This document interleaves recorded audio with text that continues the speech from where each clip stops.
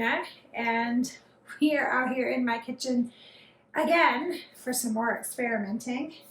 And you like my glove? I sliced the daylights out of my hand, doing dumb stuff. Not with a knife, although I could see why you might think that, but literally a plastic container that I was trying to get something out of busted, and my hand went right through it, and it just cut up my hand. So we'll put a glove on because that way we're safe. But we're going to make actually some carnivore crackers. And I know that sounds, how is that possible? How's that? That's weird. But I am a big cracker eater. I really enjoy the crunch and the texture, and that's my dishwasher, so if you hear that, sorry. But this is a carnivore way of doing it. I'm always talking in my videos, you might notice, with my beef jerky, or if I'm eating carnivore crisps or whatever, I'm like, hear the crunch, hear the crunch. Well, this is a solution for me. If you watched my video over around the holidays, I totally fell off the wagon around or during Christmas time frame. Not just with the pie, but also crackers. I loved crackers, and there was crackers here. So in any case, what we're going to need, of course, is a bowl for mixing. Parmesan cheese. Now, normally I would use like the freshly grated Parmesan, or the Parmesan that's in that looks like this.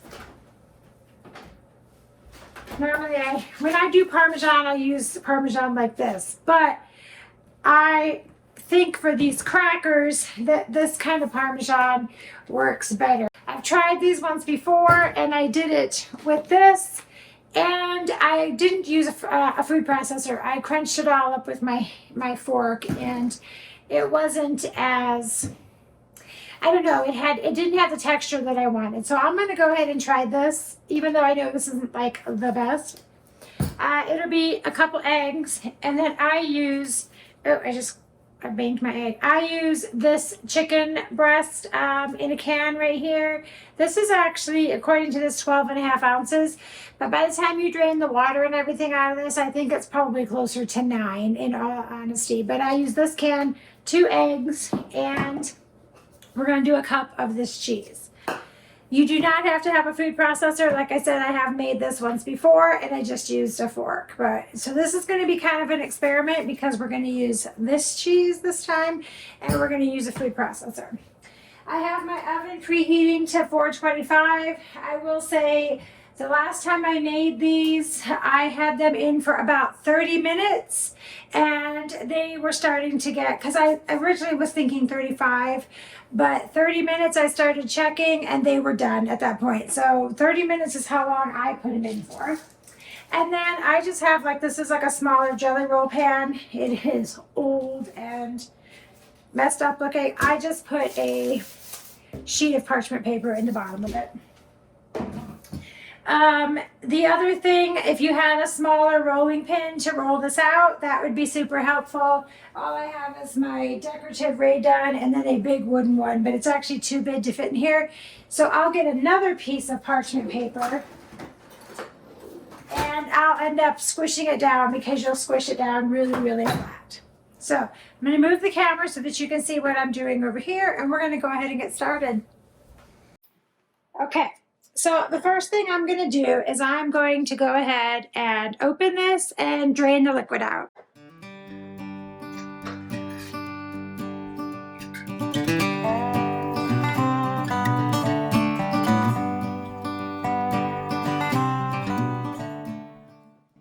I don't even think you're going to need that bowl. We're going to go ahead and mix it all up right in here.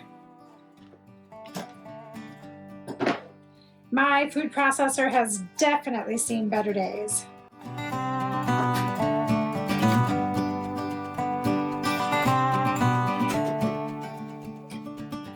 All right, and we're going to go ahead and do the 1 cup of this Parmesan cheese. We're going to try it this time.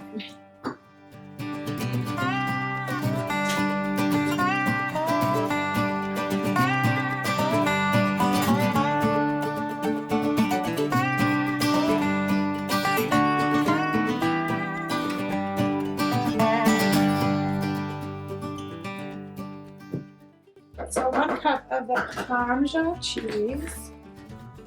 And then we're going to do 2 eggs. Look how that went down the side.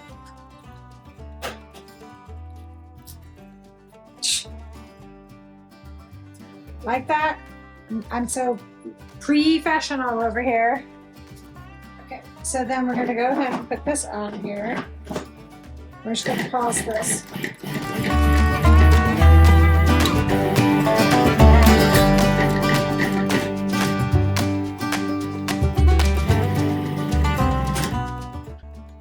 I'm going to use our Christmas spatula because I still haven't put away everything in the kitchen that's Christmas yet.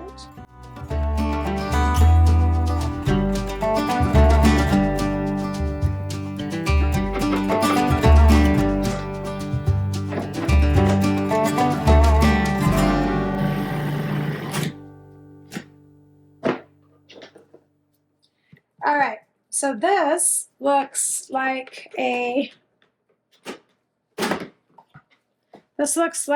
very mushy, fine, wet, almost like a wet Parmesan cheese.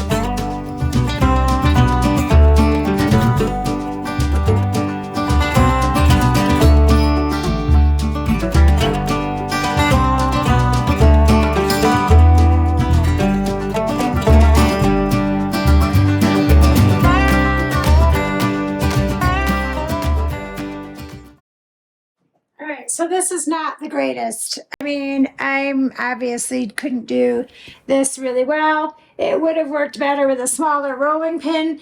Maybe my rolling pin is too big for this pan and I could never get it completely flat down in there.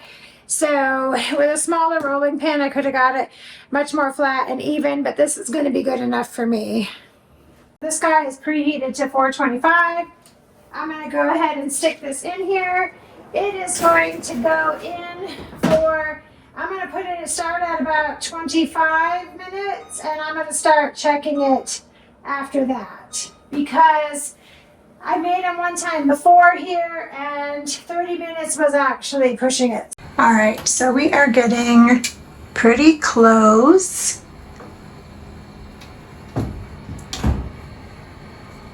This is a convection oven, so it's supposed to be pretty universal in how it cooks. Not supposed to have any spots that are not done, but just for giggles, I always turn the pan. Okay, it says that it's done.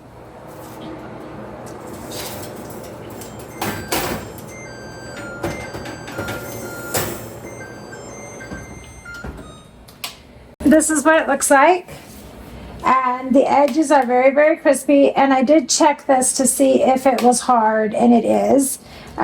You could go a little bit longer, but I don't like it to burn. That's the one thing I can tell you that is not, I'm not a fan of.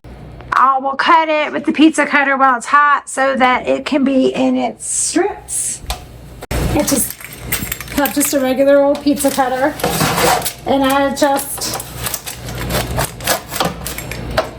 see how it separates very easily. It's because it is, and this pizza cutter can't get to the edges, which drives me nuts. But I like to cut it while it's hot so that it's still flexible enough that I can get through it. And then what I'll do after that is I will stick it on this is actually the air fry basket to my oven. I need a cooling rack, but it has legs, so it works. So I'll just go ahead and take it off of here and put it on here to cool. Some of them I made a little large. I just eat these because they're crispy, but you can dip them like if you have melted cheese, or they work really good for like a cheese ball maybe. I also like, sometimes I'll do maybe with some sour cream, just kind of have something to dip it in.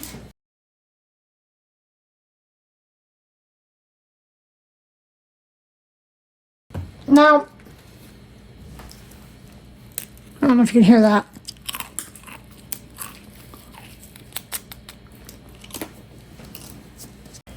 So there you have it.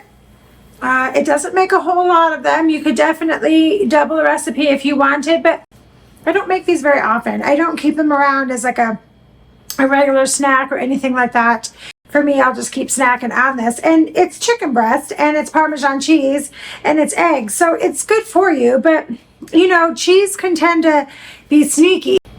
I only make these when I'm kind of just like really in the mood for, you know, maybe like the crunch, or I'll take some cheese and melt it with a little bit of ground meat and make it like a taco dip, or just to have to munch, you know, with a little bit of sour cream, and it works out really well. I'll store these. There's no preservatives in this, so I've never actually made enough of them where I've had to store them for very long. But if you did, you would have to eat them probably pretty quickly because there's no preservatives in them. So I just keep them in a Ziploc bag in the refrigerator in the event that I would need to store them. And unfortunately, if you do that, they will get a little soft.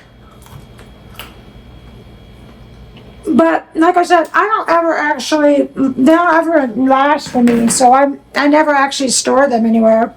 You could definitely experiment with seasonings. Like, this is just plain. I didn't even put any salt in them. But maybe you want to do some garlic or something like that. If you're doing anything like that, you could definitely play around with the seasonings. I've also made these out of mackerel one time. Mackerel, the actual Parmesan cheese, not that grated stuff, and some eggs, and that actually turned out pretty good too. They're dry, but they're a cracker. I'll let them cool off completely, and they'll get even harder after they cool off, so keep that in mind as well. And I'm just going to put them in a little container and leave them on the counter for now because we're going to have them later tonight. But anyways, that's how you do it. That's how you make carnivore crackers. 3 ingredients, super good, super clean. You can, like I said, you can change it up, do the different flavorings or seasonings if you wanted to. It's kind of just like an open recipe for you. I hope you try it. If you do, let me know. Let me know if you try it with anything else besides chicken breast.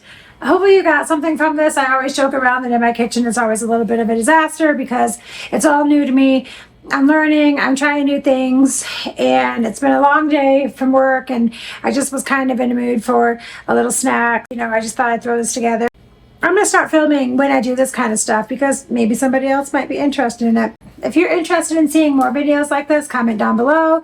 If you are interested in doing me cooking something in particular and you'd like to see how I do it, comment down below. Consider subscribing if you haven't subscribed. If you are not new here and you've been supporting me on this journey, I thank you so much. I appreciate you. I love you all. I hope you have a wonderful rest of your week, and until we talk again, eat your meat.